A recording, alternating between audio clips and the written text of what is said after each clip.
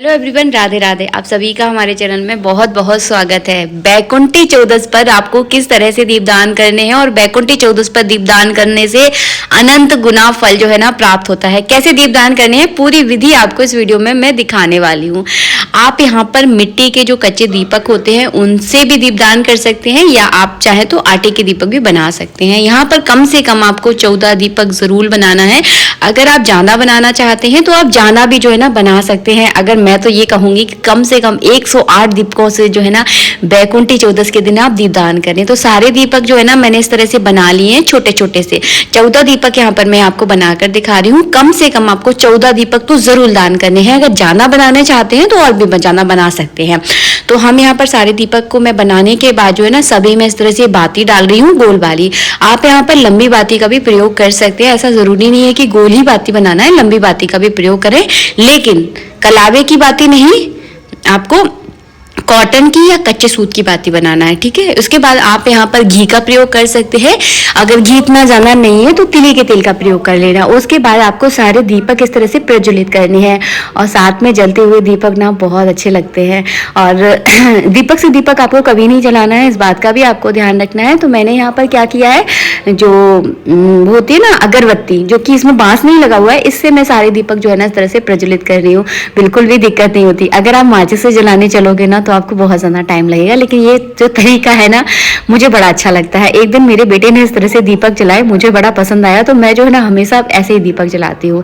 और ये दीपक जो है ना आपको सूर्य अस्त के बाद ही दान करने हैं। तो बैकुंठी चौदस के दिन जब सूर्य अस्त हो जाए तो आप ये दीपक नदी के किनारे दान कर सकते हैं। 14 दीपक नदी के किनारे आपको दान करना है।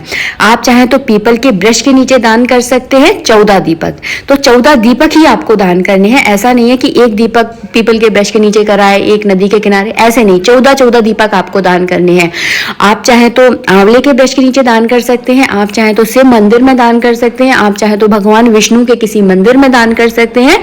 अगर आप इन जगहों पर अगर नहीं जा सकते, आपके पास इतनी सुविधाएं नहीं है, रात का समय है, हम कहाँ जाएं, तो आप कहीं ना जाकर केवल तुलसी के वृक्ष के नीचे अगर इस तरह से दीप दान करते हैं तो आपको बिल्कुल वैसा ही फल मिलता है जितना फल जो है ना आपको अन्य किसी जगह जो है ना दीपदान करने से मिलता है। अगर नदी के किनारे करते हैं और बहती हुई नदी में जो है ना अगर इस तरह से 14 दीपक अगर आप बहाते हैं तो उस चीज की तो देखिए बात ही अलग है। अगर नहीं है तो केवल आप इस तरह से तुलसी के वृक्ष के नीचे थोड़ा सा तिली का आसन या चावलों के आसन के ऊपर सारे दीपकों को आप विराजमान करें।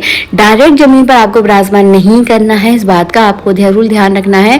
इन दीपकों के अंदर आप थोड़ी सी तिली डाल दें और रोली चावल का इनको पूजन करें। कभी भी बिना जले हुए दीपक का पूजन नहीं किया जाता, हमेशा दीपक को प्रज्वलित करने के बाद उसका पूजन किया जाता है। आशा करती हूँ वीडियो आपको अच्छा लगा होगा। तो इस तरह से आप बैकुंठी चौदस के दिन दीपदान करने से आपकी हर मनोकामना पूरी होती है और आपको जो है ना बैकुंठ का धाम मिलता है। तो ये जो है ना योग जो है ना पूरा 1 साल बाद आता है, तो इस योग का आप पूरा आनंद उठाएं और अपने घर पर ही इस तरह से दीपदान जरूर करें। बाकी जगह पर भी अगर 14 दीपक दान करते हैं तो फिर शब्द नहीं है मेरे पास, इसका अनंत गुना फल आपको मिलता है। राधे राधे, जय श्री राधे।